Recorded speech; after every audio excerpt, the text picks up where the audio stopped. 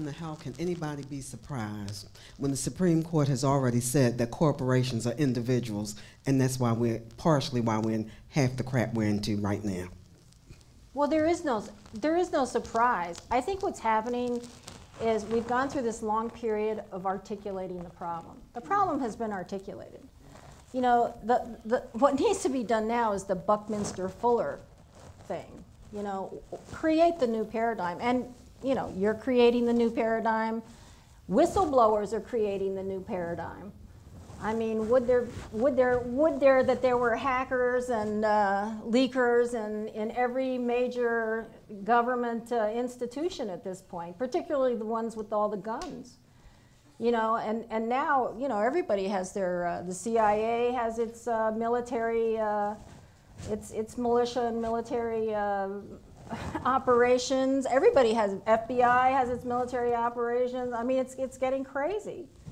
And so, yeah, I mean, now it's becoming the purview, journalism is becoming the purview of independent people, you know, and whistleblowers mainly, the big, handling the big stories and getting to the truth about major issues.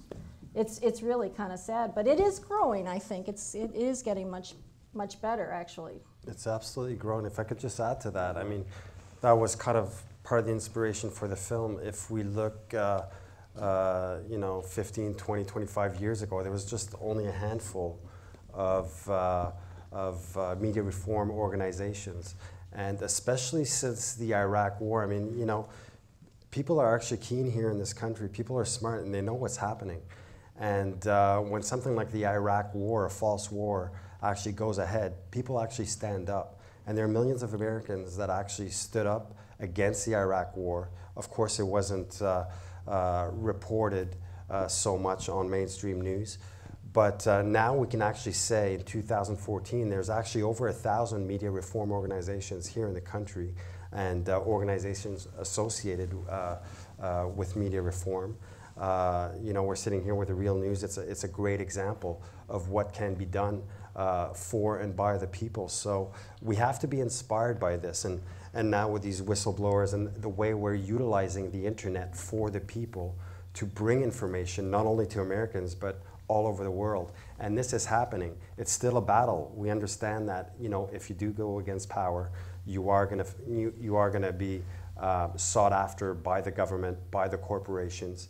And, but it's actually happening. That's why we're also doing our tour with our film. This is an independent tour. It's funded by the people. And we're going coast to coast to bring that message and show our film and really educate more and more people that a lot of the time they say, oh, we kind of knew about this, but it's only until it's presented in a film, because we're all so used to this culture. We're used to seeing TV shows, we're used to seeing films, but we need to see more films like these. And again, if you go to our website, you can see take action steps, other films that have been made, other publications, and so we have to be inspired. The other, well, let's see if there's another question first. Yeah, go ahead. All right, so this is for Christina. So we know that whistleblowers have had, and either of the other panelists as well, we know how much impact whistleblowers have had, and we also know how much whistleblowers are being attacked and like by the Obama administration and just overall. And so whistleblowers now are so afraid to speak out. How do you incentivize people that have information but are afraid of losing their pensions or going to jail, that have so much to lose? How do you talk to, how would you convince them or talk to them? First of all, I'm telling you, like, it's like the guys in my film, okay? You know, some of them bureaucrats, they've had their pensions, you know, they've been working on their pensions, they've, you know, towed the line and this. But what happens when you are hit in the face with such a gross injustice, and a gross injustice that illustrates a level of corruption that is beyond what you can stomach? You will find that courage. You will find that courage. And I'll tell you what else I'm really encouraged by are the millennials. The millennials walk around with their phones. When they see something that's not kosher, just whip it out, and they've got it on there. It's on the internet. You can't, it's hard to get away with certain things. And that's just going to get better and better. And because these kids are going to come up, they're going to get older, they're going to have kids, and then they're really going to be invested. And then they're really going to get pissed. And then, I really think that things are going to start moving faster. I mean, we're just the vanguard. The vanguard always gets mowed down, But it's like the vanguard starts the wave. I'd like to add something to that. I think part of it has a lot to do with, and it's something we're trying to deal with. Right now, I think it's a very small stratum of the society that actually hears about a Snowden or a Manning or some of this kind of work. And the majority of people, they're struggling to live every day. And they work very hard, and they come home very tired. And they're not so tuned into this stuff. And when you hear about some of the evidence that's coming from whistleblowers, it doesn't seem so to directly affect their life. We have to help connect those things and make this relevant. Because one of the things that I would think if I was a whistleblower in one of these institutions, if I was going to put it all on the line, I'd want it to make a real difference. And if ordinary people, if the level of the mass movement is relatively low, and you think you're going to get eaten for breakfast and not have an effect, you're going to be less willing to come forward. But if we and others that are doing this kind of work can make this relevant to ordinary people so they see how this connects with their daily problems, then I think that could really encourage more and more people to come forward, because it's going to have an effect on the society. Because right now, even Snowden, and all the WikiLeaks stuff, how much has actually changed as a result of it? The system can absorb quite a bit. So it's very connected to whether ordinary people kind of get organized. And I mean, what Glenn said and what he was saying, is there going to be that kind of level of organization amongst ordinary people? Then when people blow the whistle, it's going to really help fuel that. Who else has a question?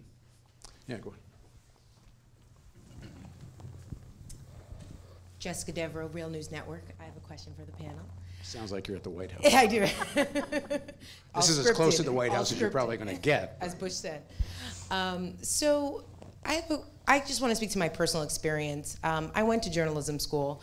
I went to Northwestern, and when I was there, they had integrated the marketing school with the journalism school. And at the time, so sort of like a bright-eyed, naive, 20-something-year-old, I didn't really understand what that meant and the kind of impact that it was going to have on my education. And when it came down to it, what we were told was that the reason why newspapers are dying is because we're not giving people what they want. And we have to come up with strategies of how to sell. How are you going to make this more interesting to people? So interesting became infotainment in some ways. And when I left, and the whole idea is just to get a corporate job, move up the corporate ladder. I worked for ABC, I worked for Time. And I didn't necessarily have a direct experience like you did, Christina, where I had someone shut down a story because it was, a conflict with an advertiser or something like that.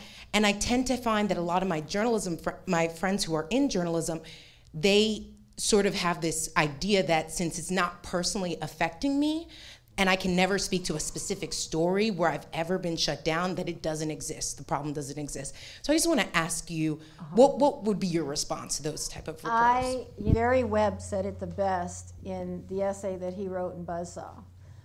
He said, I was having a grand old time writing my stories and winning all my investigative awards. And by the way, when I go on panels, people always confront me that way. Well, it's never happened to me. Well, it's because you haven't done something important enough. And that's the truth.